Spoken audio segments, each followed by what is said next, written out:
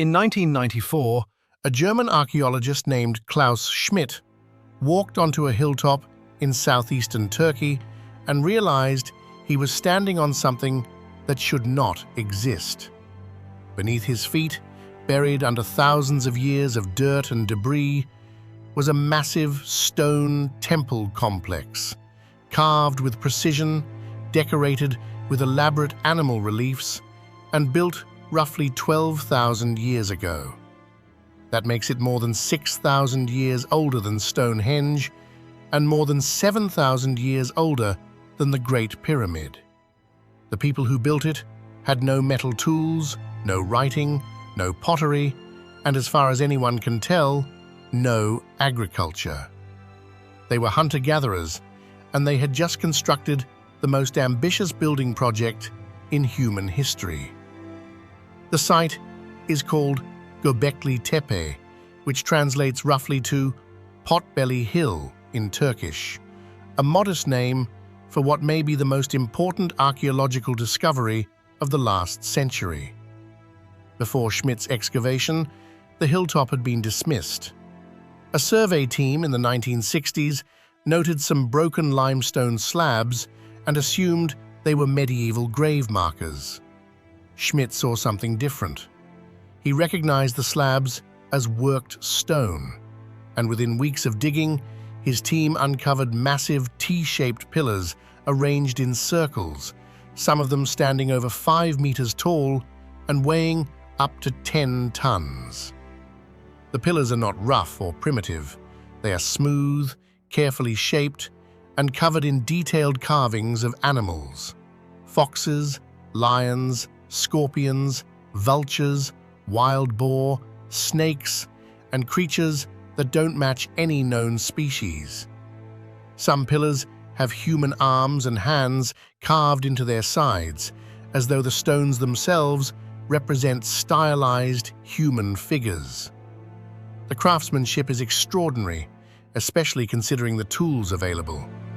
Everything was done with stone implements, flint and obsidian, no copper, no bronze, nothing but raw stone skill applied with staggering patience.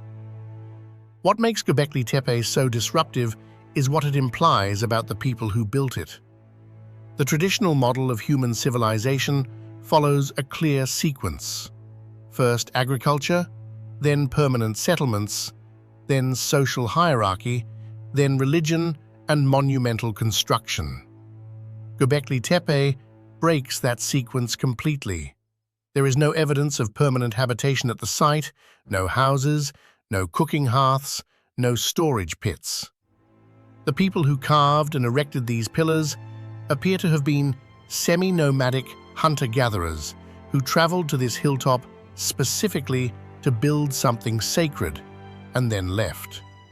This means that monumental religion may have come before agriculture, not after it. Schmidt himself argued that the desire to gather for ritual and worship could have been the driving force that pushed scattered groups toward cooperation, grain cultivation, and eventually settled life. In other words, we didn't build temples because we invented farming. We may have invented farming because we wanted to build temples. If that idea holds, it inverts one of the foundational assumptions of archaeology. The construction effort alone is staggering. Moving 10-ton pillars without wheels or draft animals required hundreds of people working in coordination. Feeding that workforce with foraged food would have been nearly impossible for any length of time, which may explain why the earliest domesticated wheat strains have been traced genetically to a region within 30 kilometers of Gobekli Tepe. The temple may not just predate agriculture, it may have caused it. Only about 5% of the site has been excavated so far. Ground-penetrating radar surveys have revealed at least 20 additional stone circles still buried beneath the surface, and the site covers roughly 22 acres.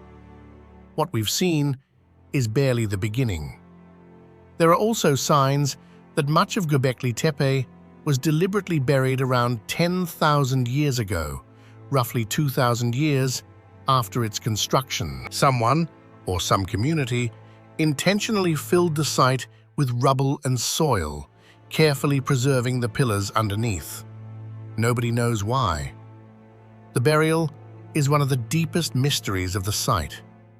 Deliberate preservation suggests the builders or their descendants considered Gobekli Tepe sacred enough to protect, but also dangerous, or finished in some way that required sealing it away. Some researchers have compared it to a ritual closing, like capping a well or sealing a tomb.